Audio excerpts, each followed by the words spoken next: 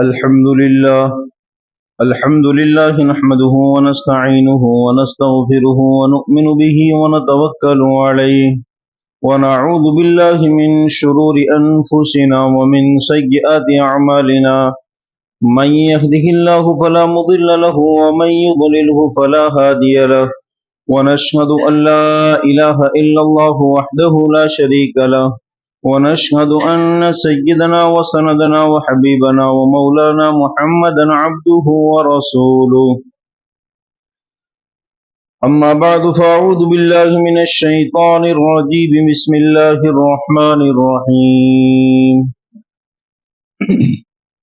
إنما الصدقات للفقراء والمساكين والعاملين عليها والمؤلفة قلوبهم وفي الرقاب والغارمين وفي سبيل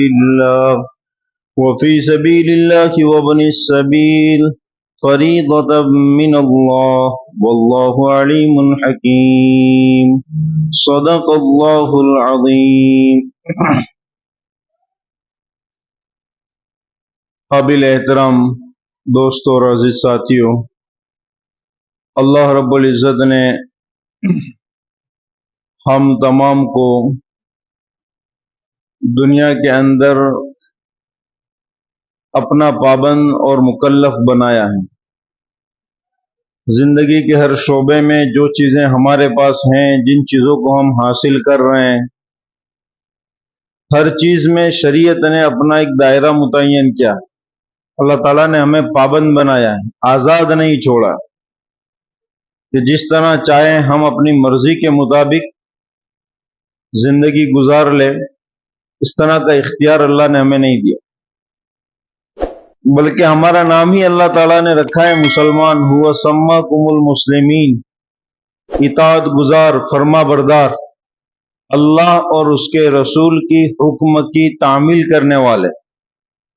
مسلمان کو مسلمان اسی لیے کہا جاتا ہے کہ وہ اللہ کے احکامات کی پیروی کرتا ہے، وہ پابند ہے اللہ کے احکامات کا. انہی چیزوں پر وہ ایمان لایا ہے، لہذا اسے مسلمان کہا جاتا ہے. میں نے ایک ہفتے پہلے زکوٰۃ کے عنوان پہ کچھ تمہیدی گفتگو کی تھی، اور اس وقت یہ کہا تھا کہ زکوٰۃ کا مصرف، ہماری زکوٰۃ کہاں پہنچانی چاہیے. انشاءاللہ آج اسی عنوان پر گفتگو ہوگی. لہذا میں نے قرآن کریم کی ایک آیت کریمہ تلاوت کی جس میں اللہ رب العزت نے زکوٰۃ کے مصرف کو بیان فرمایا ہے کہ تم اپنی زکوٰۃ کہاں دو. فریضہ زکوٰۃ یہ اسلام کا بنیادی رکن ہے. اللہ تعالیٰ نے اس میں بھی ہمیں پابند اور مکلف بنایا ہے کہ کتنا مال ہے تو کتنی زکوٰۃ دینی ہے، اور زکوٰۃ دینی ہے تو کہاں دینی ہے. اپنی مرضی کے مطابق نہیں، کہاں دینی ہے، کون کون ہے مستحقین. یہ سب مستحقین بھی اللہ نے طے کیے ہیں. یہ پورا ایک اللہ رب العزت کا ایک نظام ہے کہ اللہ تعالیٰ نے جو انسانوں کی مالی حالت مختلف رکھی ہیں. ان اللہ یبسط الرزق لمن یشاء ویقدر، کہ اللہ تعالیٰ نے اپنے بندوں میں سے بعض کو وسعت دی اور بعض کو کم دیا. تو جن کو وسعت دی اور وہ صاحب نصاب ہیں اور ان پر زکوٰۃ فرض ہیں، اب ان کو حکم دیا کہ وہ اپنے مال کو مستحقین تک پہنچائے. یعنی جس طرح ہم نماز پڑھتے ہیں تو نماز کے اپنے اصول و آداب ہیں کہ رکوع ایسے کرنا ہے، سجدہ ایسے کرنا ہے، قیام میں یہ پڑھنا ہے، قاعدے میں یہ پڑھنا ہے، جو اس کے اصول و آداب متعین کہ ہم اپنی مرضی کے مطابق جہاں جو چاہے نہیں پڑھ سکتے. اسی طرح جس طرح نماز عبادت ہے، زکوٰۃ بھی عبادت ہے. اللہ تعالیٰ نے اس کے بھی اصول و ضوابط متعین کیے ہیں کہ کہاں دینا ہے اور کیسے دینا ہے. تو زکوٰۃ ایک اہم عبادت ہے. اس عبادت کو اللہ کے احکامات اور جناب محمد الرسول اللہ صلی اللہ تعالی علیہ وسلم کی تعلیمات کے مطابق ہی کرنا ہے. اگر کوئی شخص اپنی زکوٰۃ کو روک دے گا یا نہیں دے گا یا اپنی مرضی کے مطابق دے گا یا اس میں کوئی ہیلے کر لے گا تاکہ کسی طرح زکوٰۃ سے میں بچ جاؤں، تو دنیا کے اندر تو لوگ نہیں جانیں گے، لیکن اللہ رب العزت اس کے اس اعمال سے، اس کام سے بخوبی واقف ہیں. اللہ تعالیٰ حساب لیں گے. اسی لیے اللہ تعالیٰ نے زکوٰۃ کے مستقل فوائد بیان فرمائے، دنیاوی اور اخروی اعتبار سے، اور دینے کے احکامات بیان فرمائے. قرآن کریم میں اللہ تعالیٰ فرماتے ہیں، یا ایھا الذین آمنوا لا تبطلوا صدقاتکم بالمن والاذی، اے ایمان والو تم اپنے صدقات کو ضائع نہ کرو، جو اللہ کے حکم پر، اللہ کی رضا کے لیے جو مال تم نکال رہے ہو، اس عبادت کو تم ضائع نہ کرو. بالمن والاذی، احسان جتلا کر یا اس طرح کے کلمات بول کر، تکلیف دہ کلمات بول کر تم اپنی اس عبادت کو ضائع نہ کرو. یعنی جس کو تم دے رہے ہو اس پر فیوچر کی زندگی میں یا حال میں کوئی ایسا تمہارا معاملہ نہ ہو کہ جس سے تمہارا احسان اس پر ظاہر ہو کہ ہاں میں تیرا خیال کرتا ہوں. یا جس کو زکوٰۃ دے رہے ہیں، یا اس کو کوئی ہماری زبان سے یا ہمارے ہاتھ سے کوئی ایسی حرکت نہ ہو جس سے اس کو تکلیف پہنچے کہ ہم اس کو زکوٰۃ بھی دے رہے ہیں اور ذلیل بھی کر رہے ہیں. ایسا ہرگز نہ ہو. ہوگا کیا؟ تمہاری زکوٰۃ تو ادا ہوگی لیکن اجر و ثواب نہیں ملے گا. لا تبطلوا صدقاتکم، اپنے صدقات کو ضائع نہ کرو. اور شیطان ایسے موقع پر اس طرح کے معاملات کراتا ہے. ہم انسان ہیں، ہماری جو فطری صلاحیت ہے کہ اس کی بنیاد پر کچھ چیزیں ہوتی ہیں. ایک مال سے حرص، احسان جتلانا، کسی ہمارے اچھے کام کو ظاہر کرنا، کسی کی اچھائی کی برائی کرنا، یہ سب چیزیں ہوتی ہیں. لیکن ہم ایمان والوں کو اللہ نے پہلے سے ترغیب دی کہ تمہیں ان چیزوں کو سامنے رکھنا ہے کہ یہ برائیاں تمہارے اندر نہ آئے. کالذی ينفق مالہ رئاء الناس ولا یؤمن باللہ والیوم الآخر، کہ اگر اس طرح کا احسان جتلانا یا تکلیف دینے والا معاملہ ہوا تو گویا کہ اس کی مثال ایسی ہے کہ وہ اللہ کے لیے نہیں دے رہا ہے، ریا الناس، لوگوں کو دکھلانے کے لیے دے رہا ہے، واہ واہی کے لیے دے رہا ہے. تو اس کو دنیا میں واہ واہی مل جائے گی، اللہ کے یہاں اجر نہیں ملے گا. پھر اللہ تعالیٰ مثال بیان فرماتے ہیں. تو زکوٰۃ کو ادا کرنا ہے خوش دلی کے ساتھ اور اخلاص کے ساتھ، خالص اللہ کی رضا کے لیے. جو مال زکوٰۃ میں نکل رہا ہے اس کو یہ سمجھے کہ یہ میرا ہے ہی نہیں، یہ اللہ کے حکم پر اللہ کے بندوں کو میں پہنچا رہا ہوں. ہم ظاہر کے مکلف ہیں، پابند ہیں. تحقیق کے معاملے میں بھی ہم اتنے آگے نہ جائیں کہ اگلے انسان جس کو زکوٰۃ دینے ہیں اس کی حقارت، اس کی ذلت ہو جائیں، وہ رسوائی محسوس کریں. شریعت نے زکوٰۃ دینے میں تحقیق کا حکم دیا ہے کہ جو متعین نصاب ہیں کہ جہاں جہاں اپنی زکوٰۃ پہنچانی ہے ان کے بارے میں تمہیں تحقیق ہونی چاہیے کہ یہ مستحق کی زکوٰۃ ہے یا نہیں. لیکن یہ تحقیق کا معیار کیا ہے؟ یہ تحقیق کیسے ہونی چاہیے؟ تحقیق کا معیار یہ ہے کہ آپ کو یہ پتا ہونا چاہیے کہ جس کو میں اپنی زکوٰۃ دے رہا ہوں وہ صاحب نصاب نہیں ہے، بس اب اس کو اپنی زکوٰۃ دے دو. پھر زیادہ ایسے سوالات کرنا کہ جس سے وہ رسوا ہو، ایسے سوالات کرنا کہ جس سے اس کا زکوٰۃ لینے کے باوجود شرمندگی ہو اسے، اور اسے اپنی لاچاری اور محتاجگی کا اظہار کرنا پڑے، اس لیے کہ ہمارا کوئی اس میں احسان نہیں ہے، یہ ہمارا مال نہیں ہے، ہم تو پیدا ہی ہوئے تھے خالی ہاتھ، یہ تو اللہ نے ہمیں بطور امانت دیا ہے، یہاں چھوڑ کر ہمیں جانا ہے، مریں گے تو کوئی ساتھ نہیں لے کے جائیں گے.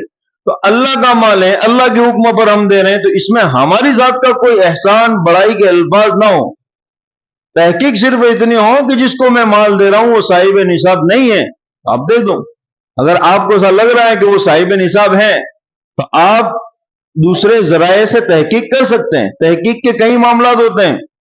ایک انسان کو اگر کہیں نئی بستی کے اندر مکان خریدنا ہے تو وہ جب اس کی قیمت میں آگے معاملہ ہوتا ہے یا اس مکان کو لے کر کوئی معاملہ ہوتا ہے تو وہ جو تحقیق کرتا ہے تو صاحب مکان سے نہیں کرتا، وہ تحقیق اڑوس پڑوس سے کرتا ہے.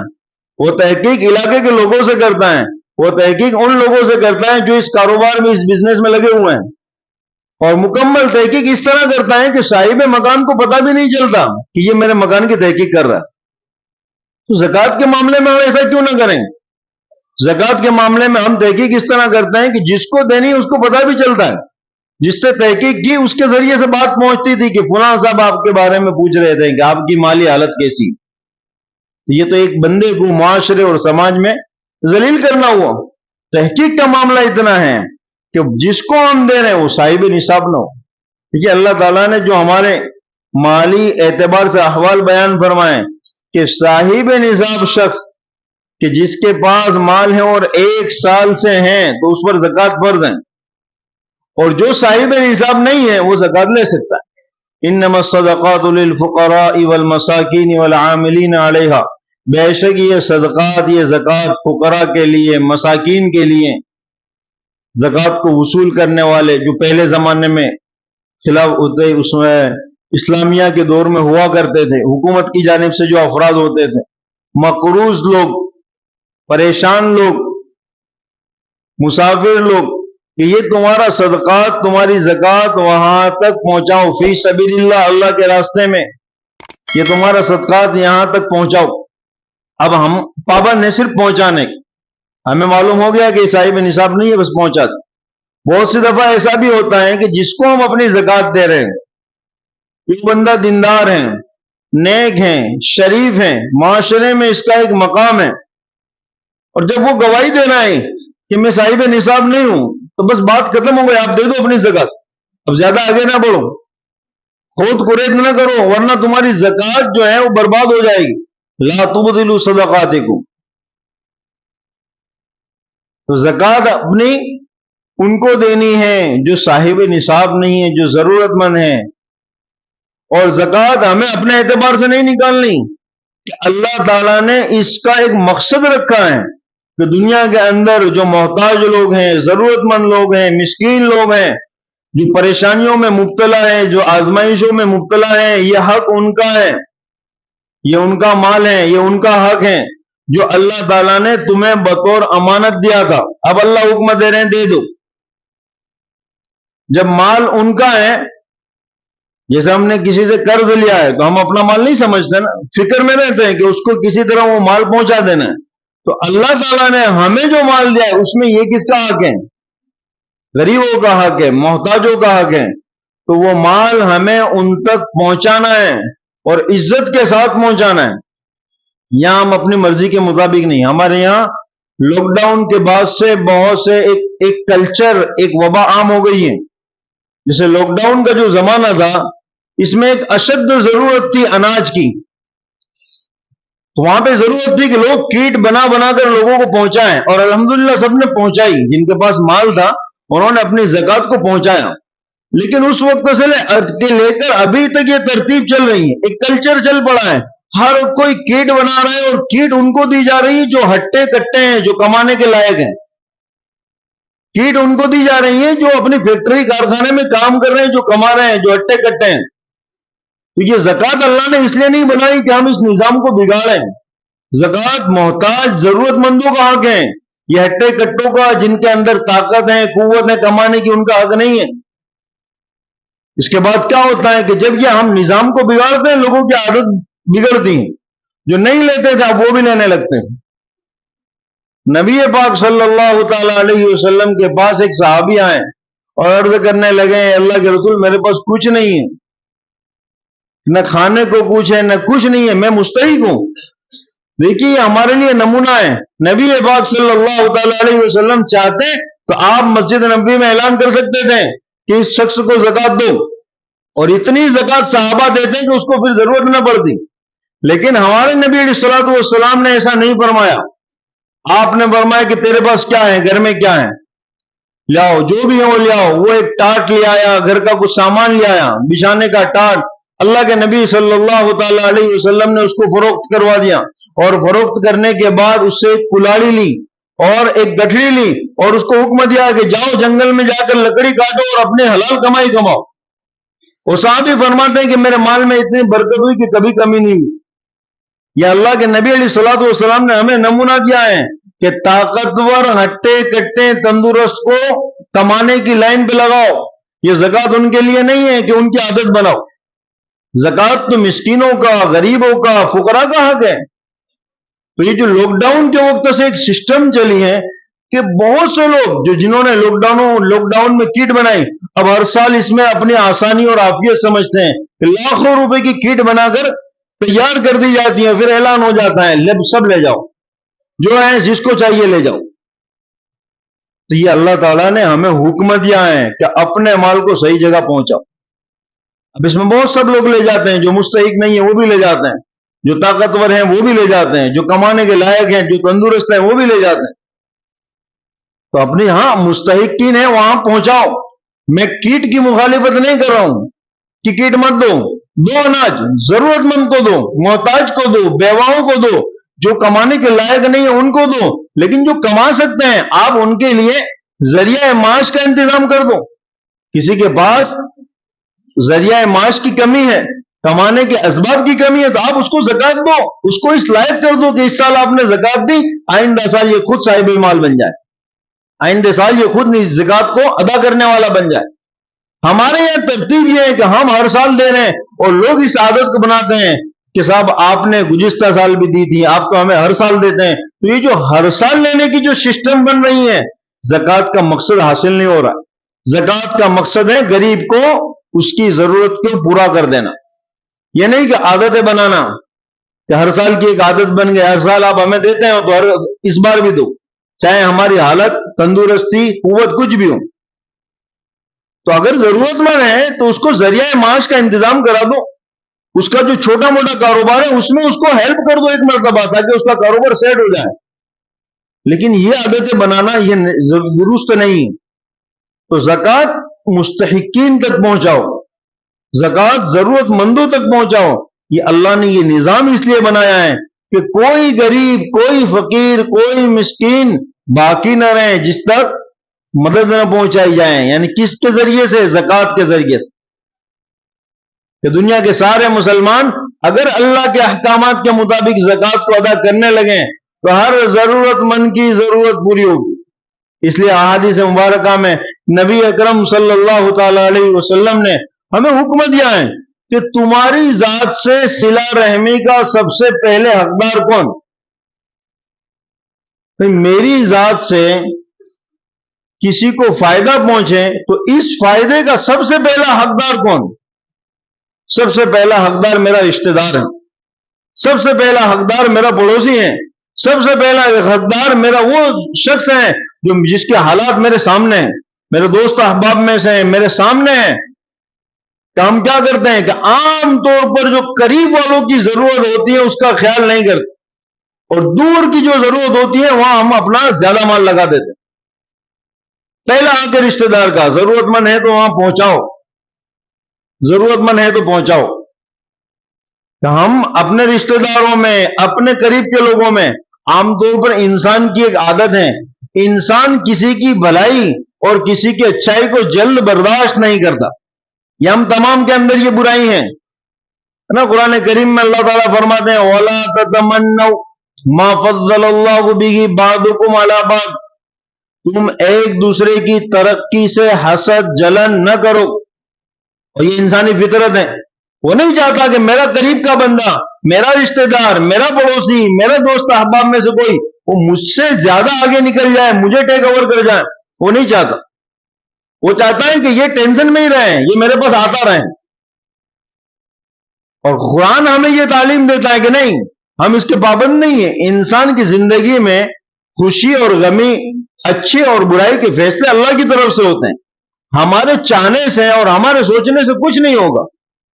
تو ہماری یہی جو عادت ہے کہ جس کی وجہ سے ہمارے رشتہ دار محروم رہ جاتے ہیں، ہمارے قریب کے لوگ محروم رہ جاتے ہیں. ہماری زکوٰۃ کا ایک بڑا حصہ دوسری جگہ تو جا رہا ہے، لیکن جہاں قریب کے مستحقین ہیں وہاں نہیں جاتا. کہ رشتہ دار سوال کرتا ہے تو ہم اسے چھوٹی سی معمولی رقم پہنچا دیتے ہیں، اور جب باہر کا کوئی سوال آتا ہے اور جس میں بڑا چڑھا کر کہا جاتا ہے اور تکلیف کو رکھا جاتا ہے وہاں ہم اپنی موٹی رقم لگا دیتے. جبکہ یہ حق کیا تھا؟ صلہ رحمی کے سب سے زیادہ مستحق ہمارے رشتہ دار، ہمارے پڑوسی، ہمارے دوست احباب، ہمارے علاقے کے وہ لوگ جن کے حالات ہمارے سامنے ہیں. ہاں، اپنی زکوٰۃ ہمیں سب جگہ پہنچانی ہے، لیکن ایک درجات بھی ہیں تو اس کا بھی خیال کرنا ہے. قرآن کریم میں اللہ تعالیٰ فرماتے ہیں ان لوگوں کو اپنا مال پہنچاؤ کہ جو بظاہر تمہیں مالدار معلوم ہو رہے ہیں، جو بظاہر تمہیں ایسے لگ رہے ہیں کہ یہ کیا ہیں، بالکل ان کی زندگی صحیح درست گزر رہی ہے، لیکن وہ سوال نہیں کر رہے ہیں. کس کی وجہ سے؟ غیرت کی وجہ سے. اب چاہے وہ شخص تمہارے رشتہ دار میں سے ہوں، تمہارے دوست احباب میں سے ہوں، تمہارے پڑوس میں سے ہوں، تمہارے متعلقین میں سے ہوں، کہ ایسا شخص ہے کسی ذریعے سے آپ کو اس کی مالی حالت کا اندازہ ہوتا ہے کہ اس پر قرض ہے لیکن وہ سوال نہیں کرتا، وہ پریشان ہے لیکن وہ سوال نہیں کرتا، تو ایسے غیرت مند لوگوں کو اپنا مال پہنچاؤ. تو اپنی زکوٰۃ کو صرف یہ نہیں کہ میں نے نکالی اس کو کہیں بھی دے کے میں چھوٹا ہو گیا، نہیں، زکوٰۃ کو مستحقین تک پہنچانا یہ ہمارا فریضہ ہے. صحابہ کرام نبی پاک صلی اللہ تعالی علیہ وسلم کو اپنا وکیل بناتے تھے زکوٰۃ. نبی پاک صلی اللہ تعالی علیہ وسلم کے زمانے میں لوگ اپنی زکوٰۃ آپ کو پہنچا دیتے تھے، آپ مستحقین تک پہنچاتے.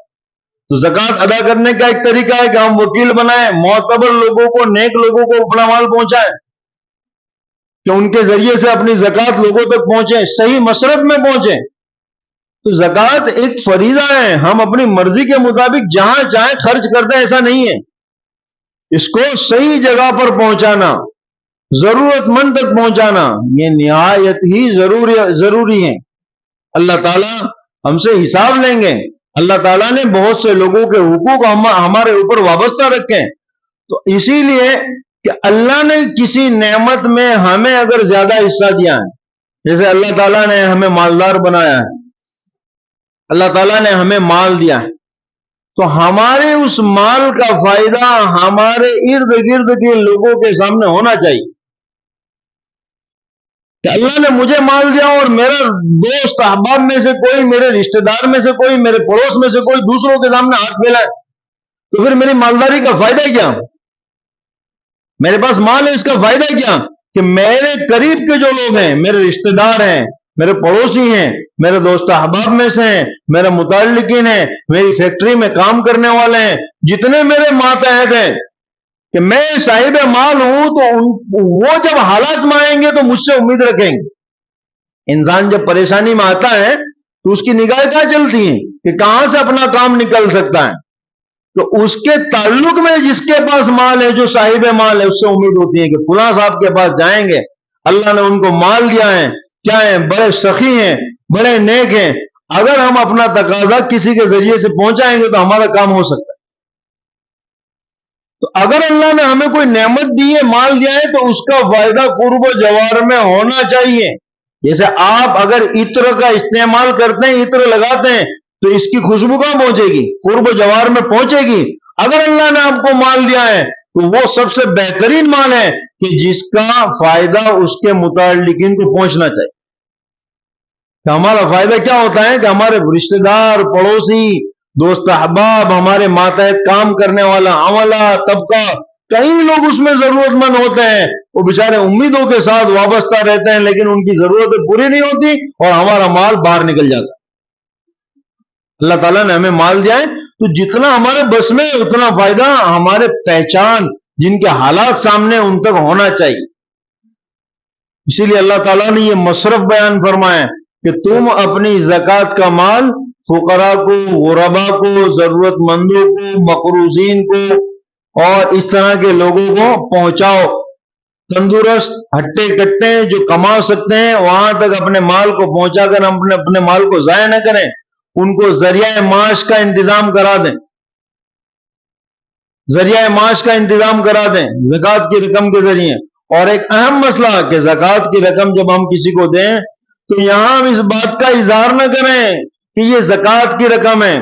یہ لوگوں میں ایک عام بات ہے کہ جب بھی زکوٰۃ کی رقم کی ادائیگی کرتے ہیں تو اظہار کرتے ہیں بھئی یہ زکوٰۃ کی رقم چلے گی، آپ کو زکوٰۃ کی رقم لوگ لیں گے. آپ دیکھتے ہیں بعض اسپتالوں میں بھی یہ ہوتا ہے کہ جب مریض کا بل بنتا ہے تو کہا جاتا ہے کہ کچھ ڈسکاؤنٹ کیا جائے، تو وہاں سے بھی بلا کسی جھجک کے مریض کی عزت نفس کا خیال کرتے ہوئے ڈائریکٹ کہا جاتا ہے کہ آپ مستحق کے زکات ہیں تو زکات کی رقم لے لیں۔ یہ تو ایک قسم کی ذلت اور رسوائی ہے۔ اللہ تعالیٰ نے اس حالت میں رکھا ہے تو ہمیشہ انسان اس حالت میں نہیں رہے گا۔ ہم خود اپنا جائزہ لیں کہ بچپن میں ہماری ماں باپ کی مالی حالت کچھ اور تھی، جب ہم جوانی کو پہنچتے ہیں تو ہماری مالی حالت کچھ اور ہوتی ہے، اگر عمر کو پہنچتے ہیں تو ہماری مالی حالت کچھ اور ہوتی ہے۔ یہ مالی حالت کی تبدیلی اللہ تعالیٰ کا نظام ہے، یہ ہوتی رہتی ہیں۔ وَتِلْكَ الْأَيَّامُ نُدَاوِلُهَا بَيْنَ النَّاسِ، تو آج اگر کوئی مستحق کے زکات ہے تو اس کی اس حالت کی رسوائی نہ کی جائے۔ لہذا زکات ایک فریضہ ہے صاحب نصاب کے اوپر، مالدار کے اوپر، لیکن اس کا مطلب یہ نہیں ہے کہ وہ ضرورت مند کو ذلیل کرے، نہیں، عزت کے ساتھ وہ مال دیا جائے۔ لہذا فقہاء نے لکھا ہے غیرت مند شخص ہیں اور آپ کو پتہ چل گیا کہ یہ مستحق ہیں، یہ صاحب نصاب نہیں ہے، تو آپ اس کو ہدیہ کہہ کر، تحفہ کو کہہ کر دیں، اس میں اس کی عزت ہے۔ چاہے زکات کا مال ہے لیکن آپ کیسے دیں؟ اس کو ہدیہ اور تحفہ کہہ کر دیں۔ اس کے برخلاف آج کیا ہو رہا ہے کہ ہم زکات کہہ کر اظہار کرتے ہیں، زکات ہے آپ لو گے، یہ تو رسوائی ہے۔ اب جو لوگ لینے کے عادی ہو جاتے ہیں ان کو پھر کوئی فرق نہیں پڑتا۔ تو زکات کو عزت کے ساتھ دیا جائے۔ ہاں، ہماری ذمہ داری ہے کہ ہم دیتے وقت اس بات کا خیال رکھیں کہ وہ جس کو میری زکات جا رہی ہے وہ مستحق ہے یا نہیں، بس اتنا میں پابند ہوں۔ اگر مجھے کسی بھی طرح پتہ چل گیا کہ وہ صاحب نصاب نہیں ہے، اب میں آگے تحقیق کا پابند نہیں ہوں، اب میں اس کو اپنی زکات پہنچا دوں اور عزت کے ساتھ پہنچاؤں۔ اگر مجھے لگتا ہے کہ اس سے پتہ چلے گا کہ یہ زکات کی رقم ہے تو وہ نہیں لے گا، فلاں میرا رشتہ دار، حالانکہ وہ ضرورت مند ہے لیکن وہ زکات نہیں لے گا، تو میں اسے عزت کے ساتھ ہدیہ اور تحفہ کہہ کر دوں، دینے والے کی زکات ادا ہو جائے گی۔ یہاں تک فقہاء نے مسئلہ لکھا ہے کہ اگر کوئی شخص ایسا ہے کہ جو زکات نہیں لیتا، غیرت مند ہے لیکن حالات میں ضرورت مند ہے اور وہ آپ سے تقاضا کر رہا ہے اور آپ چاہ رہے ہیں کہ زکات کے ذریعے سے اس کی مدد کر دی جائے، آپ نے اسے اپنا مال دے دیا اور مستقبل میں فیوچر میں وہ رقم لوٹانے کے لیے آتا ہے تو آپ کہہ دیں کہ میں نے تو آپ کو دے دیا، آپ کی زکات ادا ہو جائے گی۔ تو زکات عزت کے ساتھ دی جائے۔ زکات کے لیے بولنا ضروری نہیں ہے کہ یہ زکات کا مال ہے، بس صرف نیت کرنا کافی ہے، دینے والے کے لیے نیت کافی ہے، وہ نیت کر لے گا، اللہ تعالیٰ اس کے اس صدقے کو قبول فرما لیں۔